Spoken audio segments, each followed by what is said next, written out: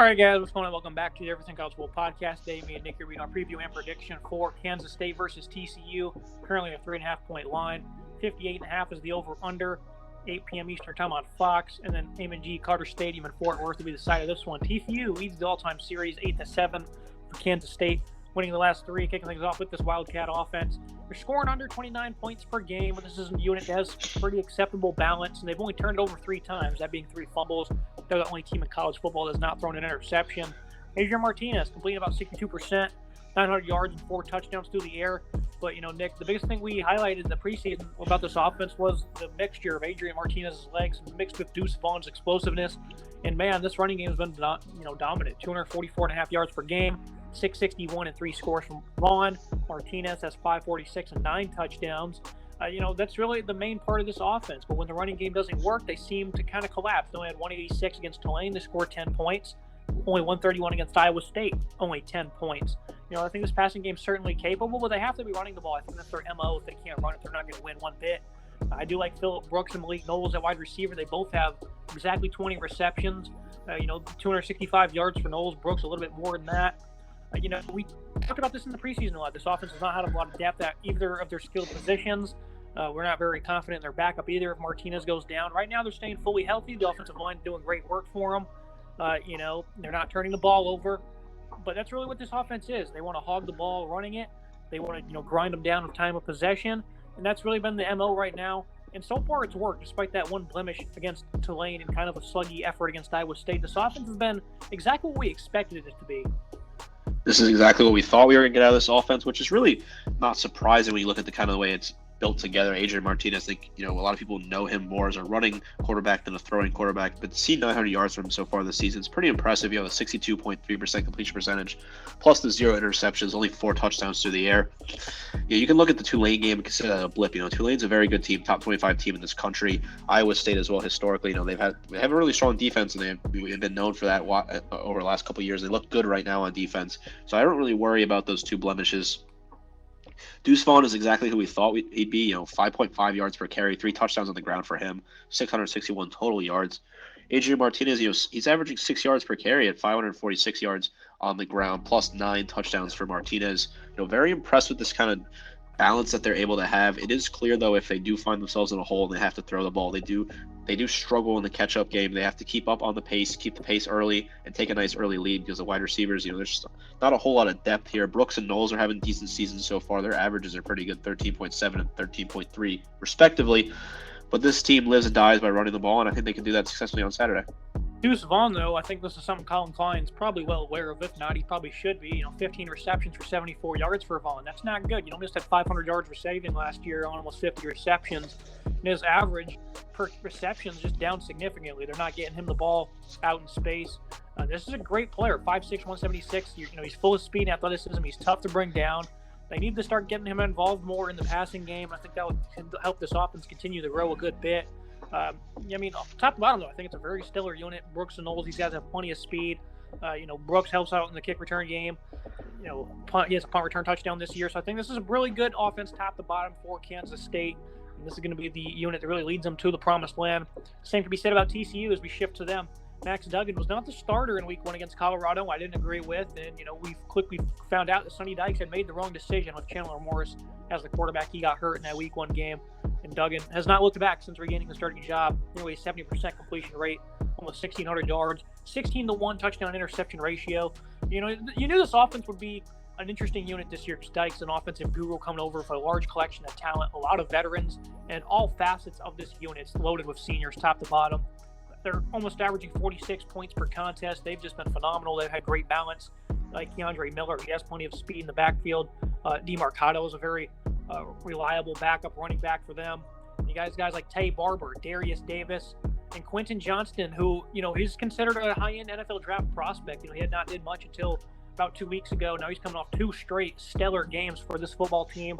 They run for almost 230 yards per game. Great balance through the air with almost 300 per contest. Very deep at all aspects of this offense, Nick. They have a veteran quarterback who I'm very glad to see thriving in the system. We kind of anticipated that. He's also ran for 261 yards and 4 touchdowns. And they have legit size on their interior offensive line. Alan All, Steve Avil, and John Lands. All those guys are seniors, and they're both, in that 330, all three of them rather, in that 330-pound range. This is a phenomenal offense top to bottom. Do you expect them to continue to stay hot, or do you think the Kansas State defense might have something for these guys here in Fort Worth? I don't really think we expected TCU to come out as high-flying as they did. We knew their offense would be good. Sonny Dykes is, offensive-minded coach. But he comes in, he leads this team to a 6-0 start. And this offense has been phenomenal. 526.7 yards per game as the average, 297.5 yards per game passing, and 229.2% yards rushing. This offense has been high-flying. Duggan was the clear starter for me in the start of the season. Didn't get the nod, but he ends up taking over from Morris, who got hurt. Almost 1,600 yards through the air, 69.5% completion percentage, 16-1 touchdown ratio. Keandre Miller is having a solid season on the ground as well, 578 yards per, and then 6.4 yards per carry, plus the 8 touchdowns for him. Duggan as well has 4 scores on the ground, 261 yards. This offense is so high flying. They score a lot of points. They win a lot of shootouts. Look at the last couple games. They scored 43 against Oklahoma State. They scored 38 against Kansas, 55 against Oklahoma, 42 against SMU. This team has been scoring a ton of points. They've been putting the ball in the end zone. They really have a nice balance here. This offense is high flying. I think they'll put up a ton of points on Saturday. Yeah, I'm looking at that Kansas State defense. It's going to try and keep this unit out of the end zone. It's an interesting unit because I think they're progressing in certain areas, but the scheme might not allow them to do great things. But I do think they've been pretty solid against the run. They gave them 220 against Oklahoma. I think they kind of had their way with them in that one. But other than that, only 160 to Tulane, a versatile offense that has some skill in their backfield, held Iowa State in check. Texas Tech, they weren't able to do much. This has been a really impressive run defense so far. Eli Huggins, he anchors this defensive front. He's been around a long time, but I think more importantly, Felix Udomoza, 8 tackle for loss, 6.5 sacks. Him and Khalid Duke coming off the edge. You're going to have to be big in this game. I think they certainly have the capability of doing so. This is a 3-3-5, so this scheme might, be attacked in a variety of ways. Sonny Dykes, he's well aware of what this scheme is.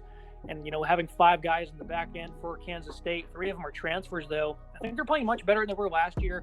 And they do have a handful of veterans, 2 veterans really at corner, Julius Bretz and Iku Boy Dow at cornerback. These guys are going to be, having a big-time challenge against these very impressive receivers. This unit is labeled with playmakers, though. I just labeled some of those guys in the front 7. You look at Daniel Green's great linebacker, Austin Moore. He stepped up right now as one of the leading tacklers on this football team. And Green last year, he was phenomenal getting to the backfield. So they have a versatile group, I think, all around.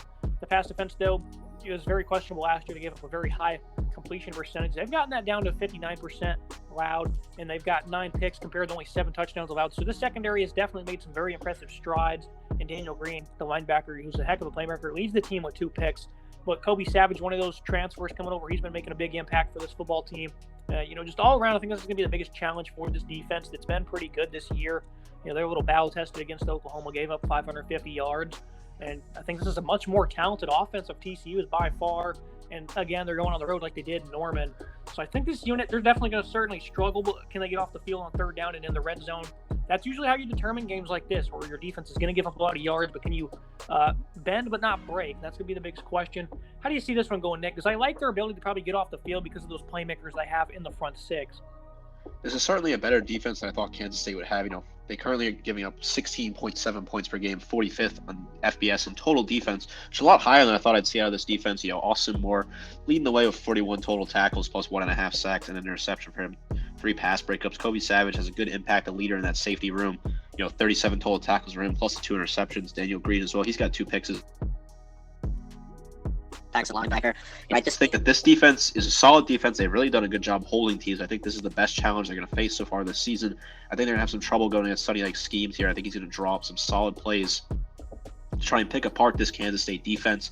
I like the talent on the interior. I like the front 7 a lot. I think the safeties, certainly improved a whole lot this season. But I just think that TCU has so much talent on offense that they're going to be able to find ways to beat the talent on defense. But I've been impressed with Kansas State's defense so far this season. I think they're leaps and bounds better than what I thought they would be.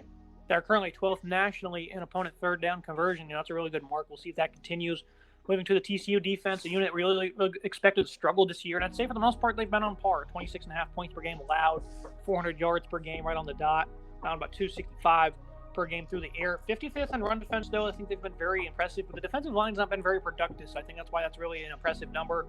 It's a versatile group. You got Dominic Williams, who was a 320-pound true freshman.